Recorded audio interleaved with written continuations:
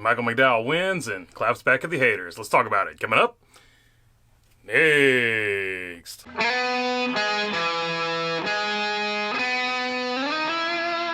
What's going on, everybody? Hope you're doing good today. All right, Michael McDowell gets the win. That is 3 straight for Ford, and it is a huge win for him. But why that is a huge win for him?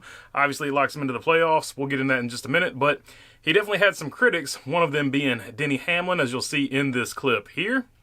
Strongest tracks, or two road courses and a super speedway are coming up in this final. Breaking news: Chase Elliott's good on fucking road courses. What are you talking about? Right, so he's racing McDowell and Bubba.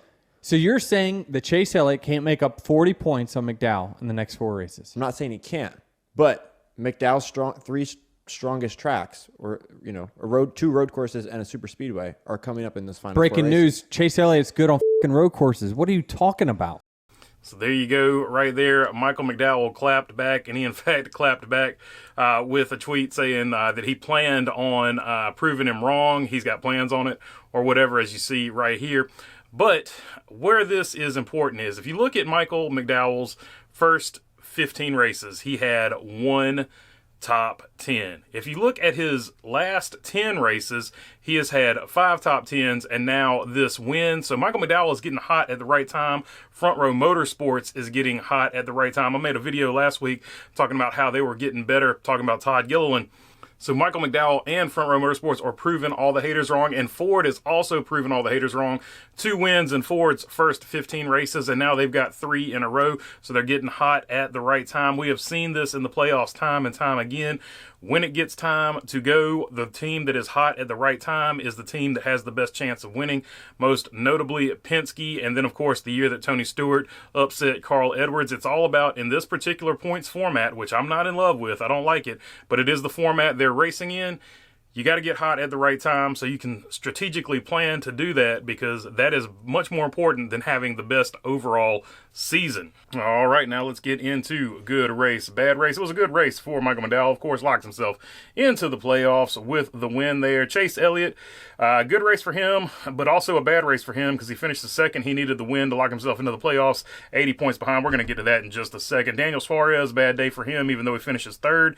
Gained a lot of points, so it's like a 50-50 day for him because he did gain points on the cutoff line, but now even though he gained points, he's still more points back almost than he was to start with, so bad day for him. I've got a whole video about worst possible outcome for him and Bubba Wallace coming up after this one. I'm going to just do a separate video, but wanted to focus on Michael McDowell here. Tyler Reddick with a solid day, finished 4th. Alex Bowman finishes 5th. Chase Briscoe finishes 6th. Martin Truex Jr. continues his string of just good, being really good here recently with a 7th place. Kyle Larson is 8th. Christopher Bell is 9th. And Shane Van Gisbergen finishes 10th. So good race for him. Not the win like he got at the Chicago road course, but a top 10 as a ringer in only his 2nd NASCAR race. So far in his NASCAR Cup career, he has not finished outside of the top 10 just yet. So very interesting there. Chris Buescher, Ty Gibbs round out your top 12. It was a bad race for Kyle Busch. Once again, having bad luck. He had the engine go sour there and just things never worked out. This is a good track for Eric Jones, but he never had any speed here. Apparently had some type of transmission issue, so bad race, bad season for Eric Jones, but he had a positive spin on it here recently, had some good finishes, but today he breaks that string right there. A.J. Allmendinger finishing 26th. A couple weeks ago, A.J. Allmendinger was like 20-something points out of being in the cutoff line. He is now like 90-something points out of it. Like I said, we're going to get to that in just a minute, but bad race for A.J. Allmendinger. This is a strong track for him. You were expecting him to run well here. Right on to points, we'll take a look at the regular season points here. You see Martin Truex Jr. in the lead with 830 points. He is probably going to be your regular season champion. Next closest man is Denny Hamlin at 770, then William Byron at 726. Christopher Bell at 709, Kyle Larson 698, and Kevin Harvick at 677 in 6th. Of course, nobody cares about the regular season, so here are the playoff points with the cut line. William Byron would be your playoff points leader if the thing started today. Martin Truex Jr. would be second, 4 wins and 3 wins apiece. Martin Truex Jr. would, of course, have the 15 bonus points for winning the regular season. Then you got Kyle Busch, Denny Hamlin, Kyle Larson, Chris Buescher, Christopher Bell, Ross Chastain, Ryan Blaney, Tyler Reddick, Joey Logano, Michael McDowell, Ricky Stenhouse Jr.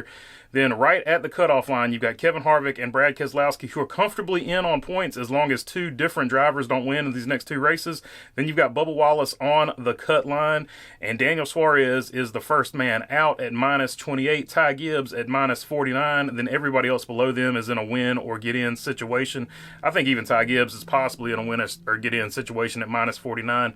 But Chase Elliott at -80 and Alex Bowman also at -80. And like I said, nowhere on that list is any more AJ Allmendinger because he is at -90 something. So just a bad day for him. We were expecting it to be a good track for him, just didn't go his way. So yeah, that's all I got for you on this one. Like I said, I do have another video coming out talking specifically about the points and how it was the worst possible outcome for everybody on the cut line, Michael McDowell winning. So that will be out later, I guess later this evening. But if you made it this far and it's your first time, I would like your subscription. If you like the content, we are trying to make a push to get to 10,000. I think we were 20-something away the last time I looked at it, or at least at the beginning of this video. If you're already subscribed, you know I appreciate you all as well. If you got a question, comment, or anything like that, leave it down in the comment section. And other than that, thanks for your time. Peace.